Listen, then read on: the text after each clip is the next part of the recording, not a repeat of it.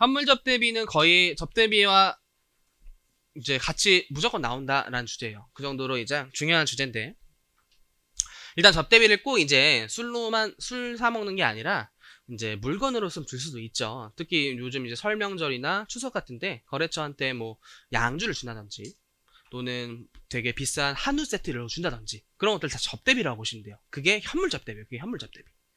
그래서 그런 현물 접대비는 과연 어떻게 접대비를 측정하고 또 어떤 과세 문제가 생기는지 그 논점을 좀 배우는 거예요. 그래서 현물 접대비와 관련된 세법상 접대비는 1 플러스 2 두 가지 합계의 의미예요.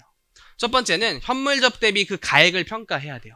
과연 그 물건을 장부가액으로 볼까 시가로 볼까 법은 정해야 되는데 되게 예외적인 관점에서 시가와 장부가액 둘 중 큰 가액으로 평가해요. 맥스로 평가해요. 그래서 자칫 이걸 맥스로 평가 안 하면 처분 손실이 발생해서 처분 손실만큼은 전액 송금 인정받을 수 있어요. 그래서 맥스로 평가해서 다 접대비로 보게끔 하는 그런 결과가 나와요. 근데 이제 수업 목적상 그냥 맥스라고 외우시면 돼요. 그 다음에 2번에 이 현물 접대비가 부가가치세 상황에서는 사업상 증여예요. 이게 더 정확하게 표현하면 사업상 증여는 간주 공급으로 열거가 돼 있고 거기서 사업상 증여에 해당되죠. 간주 공급 중 사업상 증여로서 부가가치세 매출세액이 등장해요.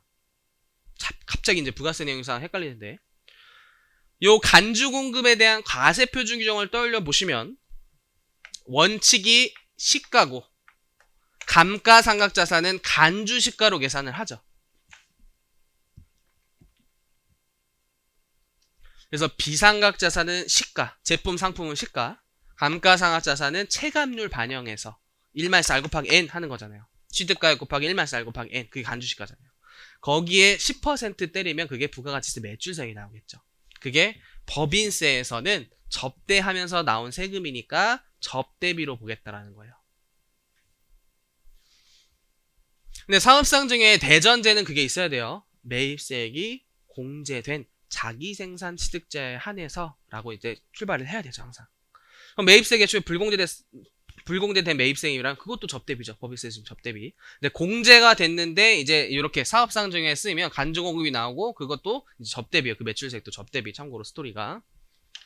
근데 이제 간주시가는 보통 이제 시험에 나온 적이 없어요. 왜냐면 실제 상황에서 나오기가 어렵죠. 왜냐면 뭐 기계장치 같은 거 거래처한테 공짜로 준대요. 접대 목적으로. 도라이죠, 도라이. 이제 제품, 상품 이런 걸 주거나 뭐 시계 같은 거 줄 수는 있잖아요. 그래서 문제 자체, 간주시가 나오는 상황 자체는 좀 너무 문제를 위한 문제예요, 그거는. 그래서 그냥 시가의 10%라고 적혀져 있지만 사실상 부가세 매출세액은 간주시가도 나올 수 있긴 하다예요.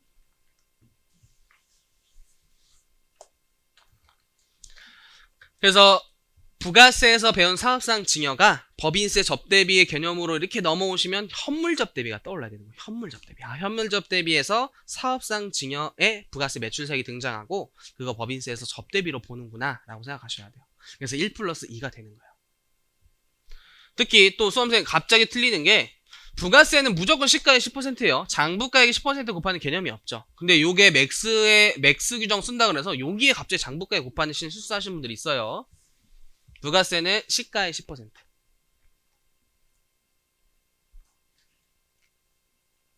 그래서 구체적인 이제 사례 볼 텐데 얘는 책에 있는 사례랑 같은데 숫자만 조금 이제 공을 하나 뺐어요. 근데 이제 PPT형으로 따라하시면 좋을 것 같다. 그래서 거래처에 이번에 뭔가 회사에서 말든 물건을 하나 이제 설 명절 대비해서 현물 접대를 한 거예요. 우리랑 계속 거래해 주세요 라고 이제 물건을 접대한 거예요. 근데 시가가 300원이었고 장부가액은 200원인 그런 물건이었나 봐요. 그래서 회사가 일단 어떻게 처리를 했냐면 제품 200원을 지급한 거 현물 접대비죠. 그래서 접대비로 처리를 했고 이 예수금이 부가가치세를 말하는 거예요. 부가세 매출세액을 예수금이라고 이제 계정과목 쓴다 그랬죠. 이거 정부에 내야 될 돈이에요. 예수금 30은 어떻게 나왔죠? 시가의 10% 나온 거예요. 시가의 10%. 시가의 10% 예수금도 접대비 이렇게 처리를 한 거예요. 그럼 사실은 접대비가 그냥 230원 나오지만 그냥 더 표현을 이게 잘 이해하기 쉽게 해서 따로따로 적은 거예요. 원래는 이런 거 그냥 230 한 번에 적죠. 근데 이거는 북상 회계처리고 세법상으로는 잘못했어요. 왜 현물 접대비는 시가와 장부가액 둘 중 큰 가액으로 평가를 해야 돼요. 그럼 세법상으로 장부가액 제품 200원짜리가 줬지만 상대방한테 줬지만 세법상 접대비 시가로 평가하시고, 그럼 시가 장부가액 차이 100원은 처분이익, 그냥 입금 계산하시는 거예요. 처분이익 입금. 그리고 예수금은 잘 처리했어요. 회사대로 시가의 10%인 30원 접대비로 처리를 잘 한 거예요. 그럼 먼저 회사와 세법의 차이가 있으니 세무조정을 하셔야겠죠. 그럼 세무조정 하실 때 먼저 지금 회사가 계상한 접대비는 200인데 세법상 접대비는 300이니까 송금 산입 100 이런 세무조정 하셔야겠죠. 그리고 지금 회사의 대변에 수익 계정이 전혀 없는데 세법상 입금 계정이 있으니까 입금 산입 100 이렇게 해야겠죠. 그럼 마이너스 100 플러스 100 결국 빵이 돼서 이제 세무조정은 생략해요. 보통 세무조정은 안 하셔도 돼요. 근데 이제 증명하기 위해서 보여드린 거예요. 어차피 세무조정 해봤자 플러스 100 마이너스 100 나와서 실익이 전혀 없기 때문에 세무조정을 하지 않는다 해요. 보통 생략한다. 그러나 이제 중요한 관점이 1번의 세무조정은 생략하지만 2번 내용이 특히 중요해요. 이 접대비는 한도까지만 송금 인정이고 한도 초과는 송금 불산입이잖아요. 근데 지금 세법상 접대비 해당액을 정확히 찾고 싶단 말이에요. 실질적인 접대비. 세법상 실질적인 접대비인 시가 금액을 찾고 싶단 말이에요. 그럼 회계가 200으로 IS에 적혀 230으로 적혀 있더라도 세법상으로 접대비가 지금 330이니까 세법상 해당액에 100을 더 가산하셔야 돼요. 100을. 그래서 세법상 접대비 330을 만드셔야 돼요. 330. 230으로 IS에 꽂혀 있지만 세법상 접대비인 330을 만들기 위해서 100을 접대비 해당에 더하셔야 돼요. 세무정은 안 나오지만 요 작업을 해놔셔야 돼요. 요 작업을. 그래서 330을 가지고 한도 초과액을 계산하셔야 돼요. 시부인이라는 작업.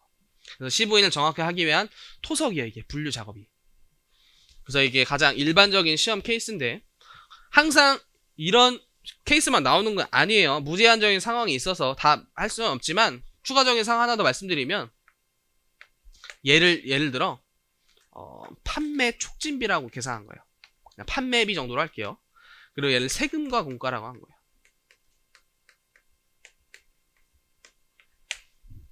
이번에 현물 접대비를 이제 판매 촉진하는 데 쓴 줄 알고 판매비라고 계정과목을 처리했고 거기서 발생한 예수금은 세금인 줄 알고 격리 직원이 세금과목으로 처리한 거예요.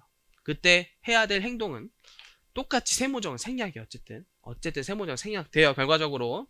그러나 접대비 해당액 이번에 얼마 가산하셔야 되냐면 330 가셔야 되겠죠. 330. 이번에 회계가 계산한 접대비 빵이에요. 접대비로 계산한 금액이 하나도 없어요. 근데 세법상 접대비 330이에요. 그럼 실질적으로 판단하기 위해서 330으로 한도 초과액을 계산하셔야 돼요. 330. 그러려면 세법상 접대비에 330을 더해야 된다. 그래서 이런 회계와 세법 차이적인 마인드를 잘 이제 분석하시는 거예요.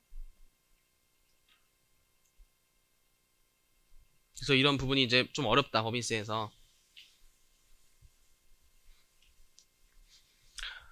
근데 이제 두 번째 또 다른 상황이 하나 더 있어요.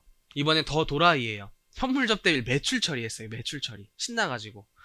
그래서 이번에 이제 제품을 나갔다 팔았다라고 생각을 해서 매출 처리를 했고 거기서 시가의 10% 발생한 30원을 모두 접대비로 처리하고 이제 물건가 나간 건 매출원가로 처리를 한 거예요. 근데 세법은 왼쪽처럼 해야 되죠. 이제 세법상 회계 처리는 변하면 안 되는 거예요. 저게 이제 맞는 거예요. 그래서 이렇게 처리를 해야 돼요. 그럼 얘도 결과적으로 세무조정은 생략돼요. 세무조정 생략돼요. 그래서 한번 이것도 증명해 보면 지금 회사가 계상한 총 비용은 530원이죠. 530원. 됐어요? 530원. 근데 세법상 접대비는 330원이죠. 그럼 송금 불산입 200 이렇게 해야겠네요. 송금 불산입 200. 그리고 회사가 차변에 계상한 수익은 300이에요. 근데 세법상 입금은 200이죠. 입금 불산입 200을 해야겠네요. 똑같아요, 얘도. 플러스 마이너스 되는 금액이 200으로 같아서 세무조정 보통 생략을 해요. 그래서 결론적으로 기억하시면 현물 접대비가 시험에 나왔다. 세무조정은 생략한다라고 그냥 기억하세요. 임팩트하게 기억하려면 세무조정은 결과적으로 생략한다. 차이만 조정하자. 차이만. 그래서 세무정은 생략하지만 이번에 접대비 해당액도 같아요. 지금 회사도 340원 계산했고 세법도 330원 잘했어요. 접대비 차이도 지금 없어요. 그런데 문제가 되는 게 요 매출액이에요. 매출액. 요 매출액은 기업회계 기준상 매출액이 아니에요. KIFRS상 현물접대비 매출액이다 이런 거 수익에서 배운 적이 없을 거예요. 없으니까. 그래서 기업회계 기준 매출액이 아닌데 이게 어디 쓰이냐면 아직 안 배웠지만 접대비 한도 구할 때 매출액의 일정 비율만큼 한도액을 계산해야 돼요. 그 매출액에서 차감하셔야 돼요. 기업회계 기준의 매출액이 아니니까. 그래서 얘는 좀 뒤에서 다시 한번 말씀드릴게요. 이제 한도 계산할 때 차감해야 되는 논점이 생길 것이다.